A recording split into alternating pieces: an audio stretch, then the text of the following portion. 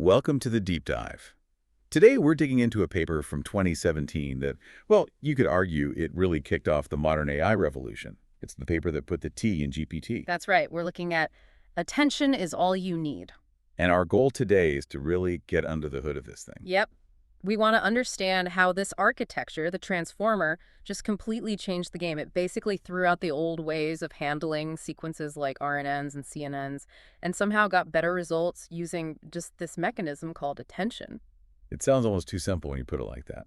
Better results, faster training, less cost. Well, the elegance is part of its power. It really streamlined things. So think translation, text summarization, any task where you're converting one sequence to another, that's sequence transduction. And before this paper dropped, the go-to models were things like recurrent neural networks, LSTMs, GRUs. They were, state of the art. Absolutely the champions. But they all shared a fundamental limitation, a bottleneck, really. They process sequences step by step, inherently sequentially. To figure out what's happening at word, say, 5, you had to have already processed word 4. Right, like an assembly line. 2.0 depends on 2.1. You can't just jump ahead. Exactly. And that dependence, that waiting for the previous step, well, that kills parallelization during training. So the longer your sentence, the longer you wait. Simple as that. Precisely. In complexity terms, we'd say it required $1 sequential operations where n is the length of your sequence. It scales linearly, double the length, double the sequential waiting time. Okay, so that's the problem that Transformer set out to solve. How did it do it? By basically ripping out the recurrence. The paper makes this comparison really clear. Old recurrent layers needed all sequential steps. The Transformer self-attention layer, just up. So constant time. It doesn't matter how long the sequence is. The number of sequential steps stays the same. That's the breakthrough for parallelization, yeah. You still do more computation overall for longer sequences, but the part that has to happen in order, one step after another, is fixed. You can process all the words, positions, kind of simultaneously in that sense. Okay, that sounds amazing for speed. But what about, understanding context? If word number 50 refers back to word number 2, how does the model make that connection without stepping through everything in between, those long-range dependencies? That's another place where attention shines. Think about the path length, how far a signal has to travel between two positions in the sequence. In an RNN, that path gets longer and longer the further apart the words are. Right, linearly longer. CNNs tried to shorten this with, stacked layers in different kernel sizes, maybe getting it down to logarithmic, maybe the logarank. Still depends on sequence length. But self-attention? Self-attention connects every position directly to every other position, instantly. The maximum path length is just owner dollar. Wow. So that distant pronoun connecting to a subject, the model sees them both directly in one go. No long journey needed. Exactly. It makes learning those long-range dependencies potentially much, much easier. Okay, hold on. This sounds great. But if every word is looking at every other word, isn't that calculation itself going to explode? For all the words, that's like 9 times 2 comparisons, right? All complexity. Doesn't that just become the new bottleneck? That is a really sharp question, and yes, you're absolutely right. The computational cost per layer is quadratic, where traddy is the model dimension, and for extremely long sequences, that does become the limiting factor. So they traded one problem for another. Sort of, but it was a very clever trade. They swapped a sequential bottleneck, which is hard to speed up with hardware, for a computational bottleneck that's highly parallelizable. Because GPUs are just brilliant at doing massive matrix multiplications all at once. Precisely. So even though the total amount of computation goes up quadratically, you can throw hardware at it and do it much, much faster in terms of wall clock time than waiting for the sequential steps of an RNN. It was a trade-off that heavily favored modern hardware capabilities. Got it. Trading sequential time for parallel complexity. Okay, let's talk architecture. It still uses that familiar encoder-decoder setup, right? Like the older models. Yeah, the high-level structure is similar. You have an encoder that processes the input sequence, say the English sentence, and a decoder that generates the output sequence, like the German translation.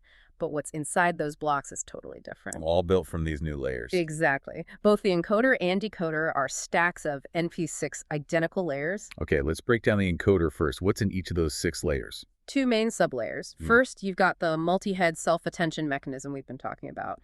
That's where the input sequence looks at itself to understand internal relationships. Right. And the second sublayer is a simple, position-wise, fully connected feed-forward network. Basically, it processes the output of the attention layer for each position independently. And they mentioned something about residual connections and layer normalization. Yes, and this is critical, especially with 6 layers stacked up. Each sublayer, the attention and the feed-forward network, has a residual connection around it. The input to the sublayer is added to the output. Sort of like a bypass. Kind of, yeah. It helps prevent the signal or the gradients from getting lost or exploding as they go through all those layers. It's crucial for training deep networks effectively. Then, after adding the residual, you apply layer normalization. Okay, so that stabilizes things. What about the decoder stack? Similar setup. Very similar. It also has 6 layers, each with the self-attention sublayer and the feed-forward sublayer, again with residuals and normalization, but it adds a third crucial sublayer, Which is? the encoder-decoder attention. This is how the decoder pays attention to the relevant parts of the input sentence while it's generating the output sentence. Ah, so that's the bridge. How does that work? The queries, keys, and values. Right. For this specific attention layer, the query comes from the decoder's previous layer, representing what it's trying to generate next. But the keys and values come straight from the final output of the entire encoder stack. So the decoder can look back at the encoded representation of the whole source sentence to decide what word to generate next.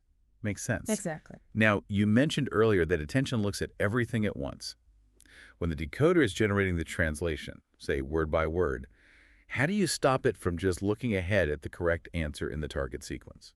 You can't let it cheat. Good point. That's vital for generation. They handle this with masking in the decoder's self-attention layer, the first sublayer. Asking. Yeah. Before they apply the softmax function in the attention calculation, they essentially block out or mask any connections to subsequent positions in the output sequence. So when it's calculating the attention for position I, it can only attend to positions 1 up to I. It can't see I plus 1 or beyond. Precisely. This enforces the autoregressive property. The prediction for the next word can only depend on the words generated so far. No cheating allowed. Okay, that's clever. But we've established the model got rid of recurrence, the feed or the thing, and attention itself doesn't care about order. If I shuffled the input words, attention would calculate the same values, right? Correct. Raw self-attention is permutation invariant. It doesn't intrinsically know if a word is at the beginning or the end. So how does the model know the word order, which is obviously critical for language? That's where positional encoding comes in. It's actually quite elegant. Uh-huh. They inject information about the position of each token directly into the input embeddings. Oh. Before the embeddings even enter the first encoder or decoder layer, they add a vector to them, the positional encoding vector. This vector is unique for each position in the sequence. And I didn't learn these vectors. The paper talks about using fixed sine and cosine functions, right? They did. They actually tried both learned and fixed positional encodings and found they worked similarly. But they chose the sinusoidal functions for a pretty insightful reason. Which was? Extrapolation potential. Because these sine and cosine waves have a regular predictable pattern based on frequency, the model might be able to generalize to sequence lengths longer than any it encountered during training. Whoa. That's thinking ahead. So even back then, they were anticipating needing to handle longer and longer texts. That seems incredibly prescient given where we are now with large language models. It really was. It built in a potential capability that proved super valuable later on. Okay, so now we've got the structure, the positional info. Let's dive into the heart of it. The attention mechanism itself. Right, the secret sauce, as you called it earlier. Scaled multi-head attention. Let's break that down. What's attention in simple terms again? Think of it like a sophisticated lookup. You have a query, what you're currently interested in, and you have a set of key value pairs the information you can potentially draw from. Attention calculates how well the query matches each key. And uses those matching scores, the attention weights, to create a weighted sum of the corresponding values. So it's focusing on the most relevant values based on the query. Okay. And the transformer uses a specific kind called scaled dot product attention. Why dot product? Mostly for speed and efficiency. It uses matrix multiplication, which is heavily optimized on modern hardware like GPUs, much more so than alternative methods like additive attention that were around at the time. Makes sense. But what about the scaled part? They divide the dot products by the square root of the key dimension, $1 squared k. Height, why that specific scaling? Seems a bit random. This is actually a really subtle but crucial detail for making the whole thing work, especially as models get bigger. It's all about training stability. How so? Well, think about the dot product. If your key vectors have many dimensions, these dot product scores can become very large just by chance. Okay. And when you feed these very large numbers into the softmax function, which turns scores into probabilities, it pushes the softmax into regions where its gradient becomes incredibly tiny, almost zero. Vanishing gradients. The model stops learning. Exactly. The scaling factor, dividing by score, counteracts this effect. It keeps the dot products in a more reasonable range, preventing the softmax from saturating and ensuring that gradients can flow back during training. It's a small change with a big impact on robustness. That's brilliant. Okay, so that's scale dot product attention. What about the multi-head part? They used already 81 heads in parallel. Right. Instead of just calculating attention once with the full dimensional keys, values, and queries, they split them up.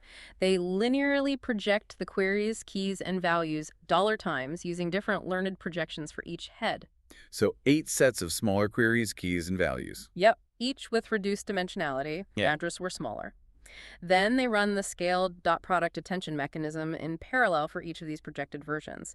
8 attention calculations happening simultaneously. And then they combine the results. Concatenate them and project them again to get the final output. Okay, but why? What does doing it 8 times in parallel give you that doing it once doesn't? It allows the model to focus on different things simultaneously. Imagine trying to understand a sentence.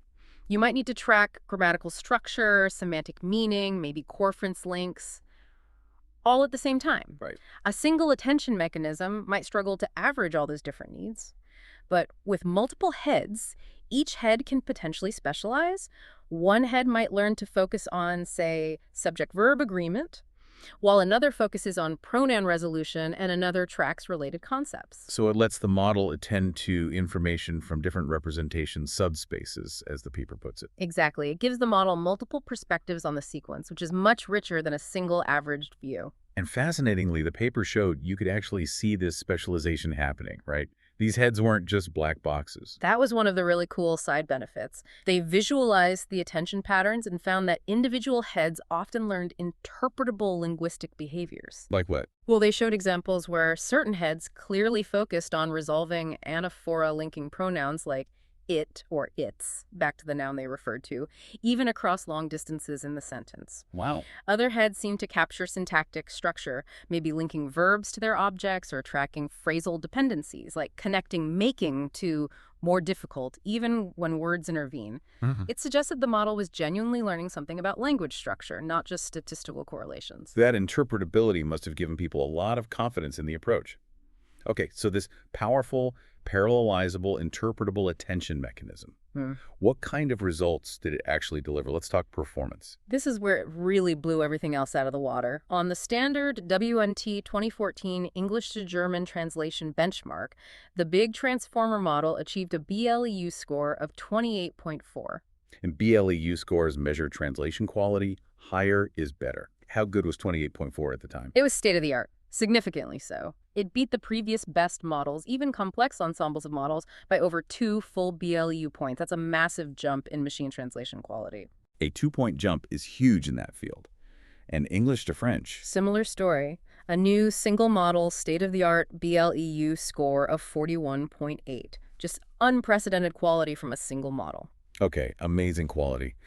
But often, that comes at the cost of enormous training time and computational expense. How did the transformer fare there? That's the other half of the revolution. The training cost was dramatically lower, that big model.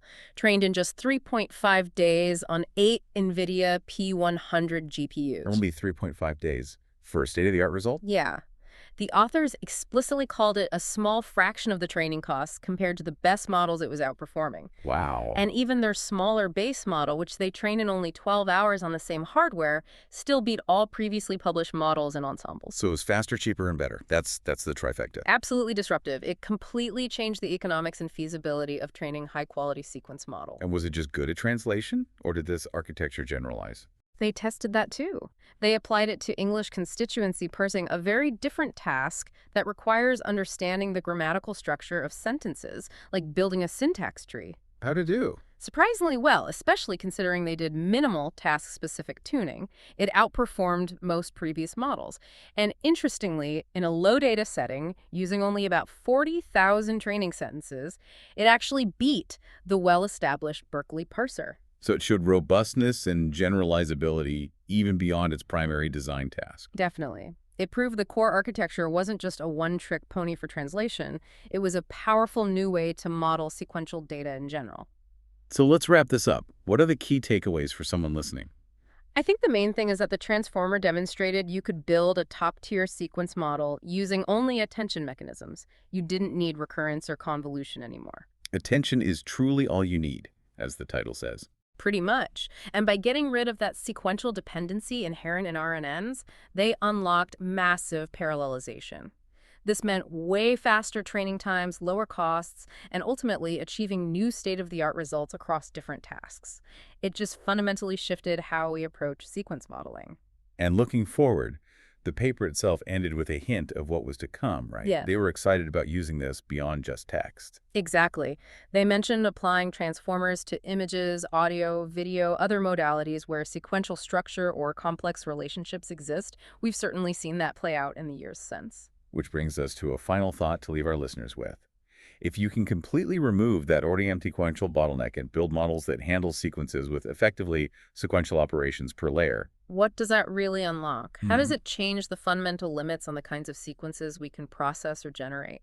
What new complex tasks, maybe involving extremely long dependencies or multiple modalities interacting, become feasible now that this core bottleneck is gone? That's the question that this paper really opened up, and is arguably the question is driving a huge amount of AI research today.